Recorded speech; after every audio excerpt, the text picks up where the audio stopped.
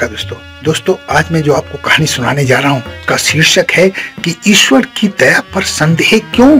क्या हम ईश्वर की दया पर संदेह करते हैं, और करते हैं तो क्या ये ठीक है? इस कहानी में मैं आपको यही बताने वाला हूँ। एक बार एक अमीर सेठ के यहाँ एक नौकर काम करता था। सेठ के यहाँ नौकर तो बहुत खुश था, लेकिन जब भी कोई कटु अनुभव होता तो ईश्वर को बहुत गालियां दिया करता था। एक दिन वो अमीर सेठ ककड़ी खा रहा था। संयोग से वो ककड़ी कड़वी थी और वो ककड़ी सेठ ने नौकर को दे दी, और नौकर ने उसे बड़े चाव से खाया जैसे वो बहुत स्वादिष्ट हो।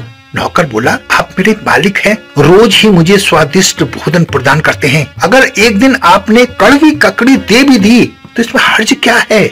जब सेठ ने ये बात सुनी तो वो अपनी भूल को समझ गया। उसने जिंदगी का सार क्षण भर में समझ लिया कि अगर ईश्वर हमें इतना सुख और इतनी संपदाएं देते हैं, और अगर कभी वो कटु अनुदान भी दे देते हैं, तो उनकी श्रद्धा पर, उनके अस्तित्व पर हमें संदेह करना ठीक नहीं है। वो नौकर कोई और नहीं था बल्कि प्रसिद्ध चिकित्सक हकीम लुकेमान थे।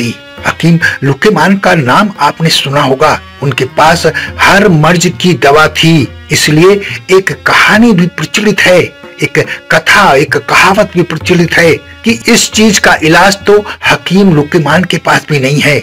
और वो चीज क्या थी? वो चीज है शक। इसलिए शक से कोसों दूर रहें, क्योंकि उसका इलाज किसी के पास नहीं है। असल में यदि हम ये समझ सकें कि जीवन में जो कुछ होता है वो सब ईश्वर की दया से होता है। ईश्वर जो करता है वो अच्छा ही करता है, अच्छे के लिए ही करता है। दोस्तों, ये हो सकता है ईश्वर आपको वो ना दे जो आप मांगते हैं या चाहते हैं, लेकिन ये भी कटु सत्य है कि ईश्वर आपको वो जरूर देते हैं जो आपकी जरूरत है और आपके काम का है, आपके जीवन में काम आने वाला है। इसलिए किसी भी कंडीशन में ईश्वर पर संदेह ना करें। ईश्वर कभी गलत नहीं होते, इसलिए वो ईश्वर हैं, आम आदमी से ऊंचे हैं, इसलिए वो हमारे आराध्य हैं। ईश्वर पर शक करने की कोई वजह नहीं है। कहानी को बड़े अच्छे ढंग से बताया गया है। कहानी बहुत ही प्रेरणादायक है, इसलिए कहानी के लब्बो लुभाव, कहानी की अच्छी बातें अपने जीवन में उतारने की कोशिश कीजिएगा और ईश्वर पर आस्था बनाकर रखिएगा।